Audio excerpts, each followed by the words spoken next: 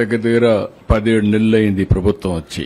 ఈ 17 నెలల ప్రభుత్వంలో 20 లక్షల ప్లస్ ఇన్వెస్ట్మెంట్స్ ని అట్రాక్ట్ చేయగలిగాం. ఇప్పుడు ఈ కాన్ఫరెన్స్ లో మాత్రం ఈ సబ్మిట్ లో మీరు చూస్తే 613 ఎంఓయూలు చేశారు. 13,25,000 కోట్ల రూపాయల పెట్టుబడులు వచ్చాయి. 16,31,000 మందికి ఎంప్లాయ్మెంట్ వచ్చే అవకాశం ఉంది. ఇందులో బ్రేకప్ కూడా ఫర్దర్ గా వెళ్తే ఎనర్జీ 63 వచ్చాయి. 5,33,350 కోట్లు వచ్చాయి. 2,66,772 మందికి ఉద్యోగాలు వస్తాయి. ఇండస్ట్రీ 193 వచ్చాయి. 2,80,384 కోట్ల రూపాయల పెట్టుబడులు వచ్చాయి. 5,19,083 మందికి ఉద్యోగాలు వస్తాయి. ఇన్ఫ్రాస్ట్రక్చర్ 38 ప్రాజెక్టులు వచ్చాయి. 2,01,758 కోట్లు పెట్టుబడులు పెట్టారు. 3,06,649 మందికి ఉద్యోగాలు వస్తాయి. అదే మరిగా ఐటీ అండ్ ఈఎన్సీ 107 వచ్చాయి. 1,59,407 కోట్లు ఇన్వెస్ట్మెంట్ వస్తుంది.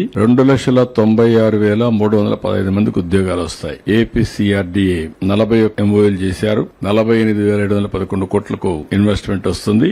41,605 మందికి ఉద్యోగాలు వస్తాయి.